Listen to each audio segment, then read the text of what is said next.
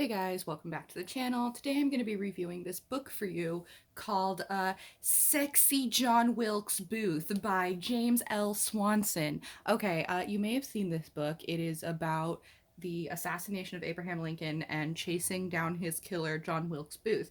Except here's the thing, the author, Mr. Swanson, he has like a big crush on John Wilkes Booth, and I'm a little bit uncomfortable about it. And you're probably wondering, what am I talking about?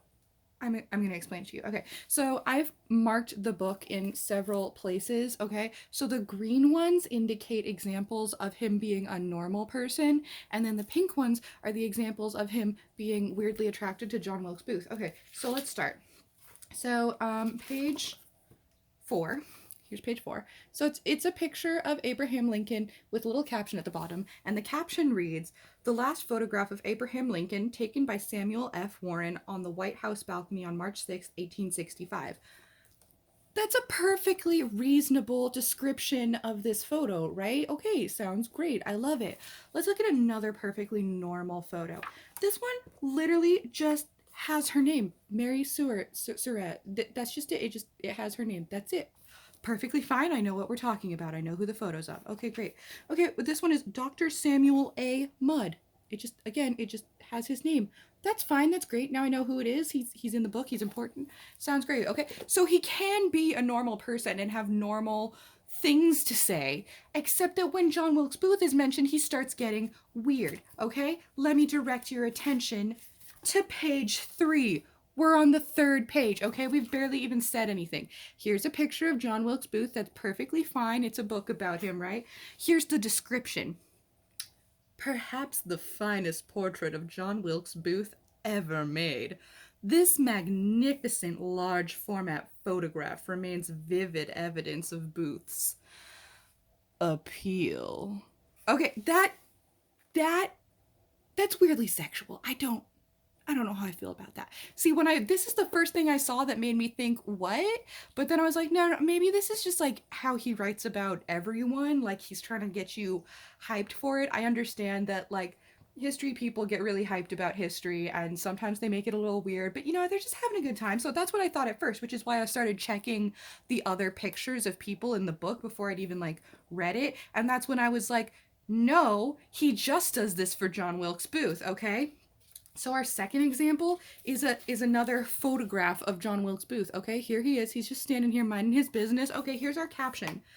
"A confident Booth, well known for his good looks and fine clothes, in all his splendor, much like he was dressed the night he shot the president."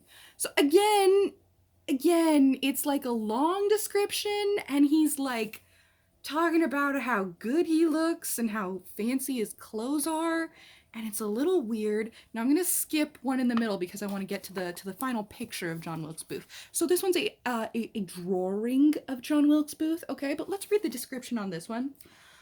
"Artist demonizes John Wilkes Booth with lurid pictures of him as the devil's disciple. This imaginative image shows Satan whispering in Booth's ear to murder President Lincoln." So, like, again, he's making it weird. Like, if that was how he talked about all the pictures in the book, I'd just be like, this is his thing. He's really excited about the assassination of Abraham Lincoln, not because he wanted it to happen. History people, we just get excited about things, right? But no, he's making it weird. Okay, now we're gonna talk about the quotes in the book. Okay, so this first one is, let's see here. Okay, so this one is on page 35 for those of you following along. So this one says, "Any customers who recognized the handsomest, best dressed man in Washington kept it to themselves and did not disturb him." Okay, that he doesn't give this treatment to other people. He'll say like William Seward, he had an important job, was in a carriage accident, and he doesn't make it weird for other people, but he has to constantly remind you about how handsome and well dressed John Wilkes Booth is. Okay, all right, let's talk about this next one now. To be fair, this next one on its own, you might think, ma'am, that's not that strange, but in context, it is. Okay, so hear me out. So it says the first step in the examination process would be to pry the thigh-high cavalry boot off Booth's left leg.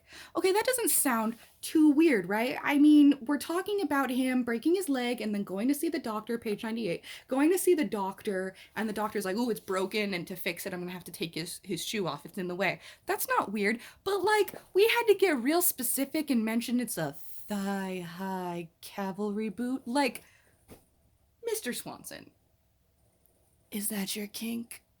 Do thigh-high cavalry boots do it for you? I just, I'm so curious. Okay, next example, page 137. Okay, so this one says, without a change of clothing, his garments quickly became dirty, ruining a key element of Booth's trademark winning style. His beautifully dressed, well groomed appearance.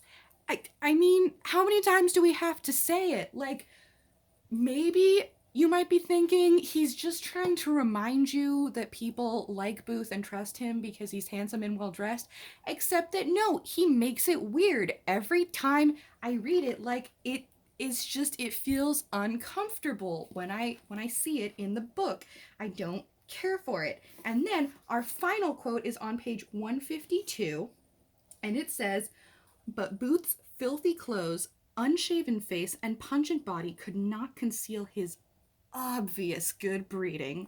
His excellent manners, educated voice, and physical poise marked him as a gentleman.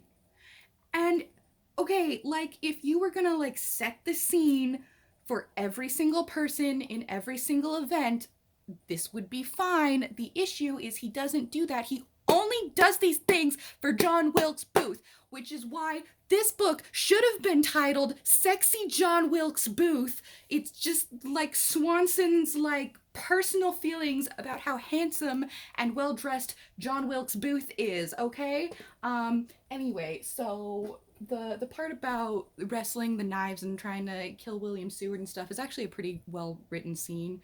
But the rest of the book is really like, it's fine. It's not great. It's not awful. It's not really doing it for me in general. I don't know, like, it's 6 out of 10.